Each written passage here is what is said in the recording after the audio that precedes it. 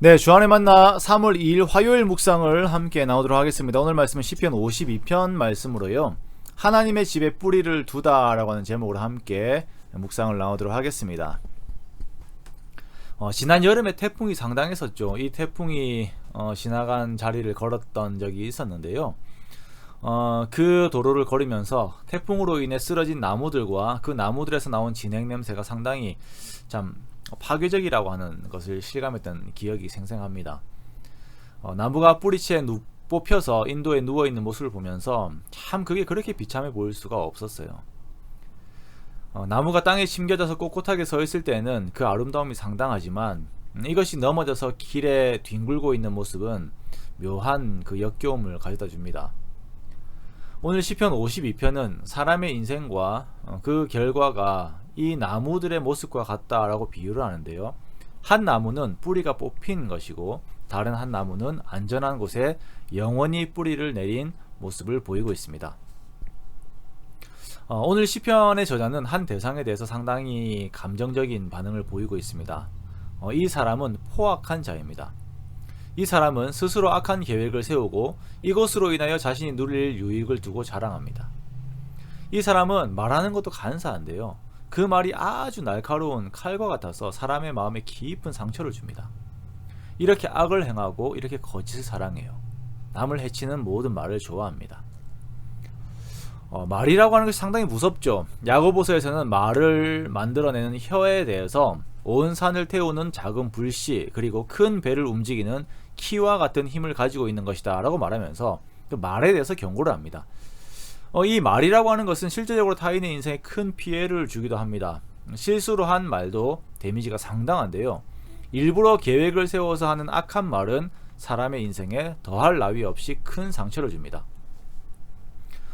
우리가 이러한 말에 대한 피해를 입게 되면 마음이 참 어렵죠. 차라리 그 외상을 입게 되면 그것이 나으면 되는데 마음의 상처를 입게 된 것은 참 견디기가 어렵습니다.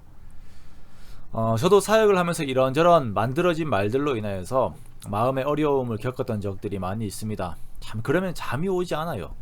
그 말들이 이제 거짓인데요. 근데 거짓이 마치 사실인 것처럼 영향력을 발휘해요.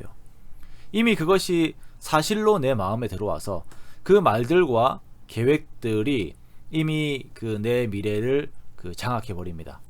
그러면 사람은 두려움 속으로 들어가게 되는 것입니다. 자, 누군가 나에게 말로 나를 이렇게 힘들게 할 때 나는 어떻게 반응해야 하는가? 먼저는 그 말을 만드는 자를 대적하십시오. 자, 이제 중요한 것이니까 잘 들으셔야 됩니다. 그렇지 않으면 이제 크게 오해의 여지가 있습니다. 자, 먼저 나를 대적하는 말이 나에게 영향력을 끼치지 못하도록 그 말에 너무 깊이 묵상하고 들어가면 안 됩니다. 자, 사람들이 나에게 어떤 평가를 한다고 해서 내가 정말 그런가 보다 라고 생각해버리면서 우울에 들어가면 안 돼요. 사람들의 평가가 틀렸을 확률이 아주 높고요. 무언가 시스템의 문제 혹은 그 사람의 문제일 가능성이 아주 많습니다. 악한 말을 마음에 담아주지 마세요. 담아두는 순간 그대로 그 영향력에 사로잡히게 됩니다. 그리고 그 말하는 대상을 인정하지 않고 그대로 대적해야 합니다. 여기서 중요한 것이 이겁니다. 그 대적이 사람이 되어서는 안 돼요. 어떤 사람을 통하여서 말이 나를 괴롭게 할 때에 그러한 말이 나오게 만드는 근원인 마귀를 대적해야 합니다. 그 마귀를 대적하되 하나님을 의지함으로 대적해야 합니다. 마귀는요, 사람의 말을 통하여서 하나님 안에 있는 나의 뿌리를 뽑으려고 해요.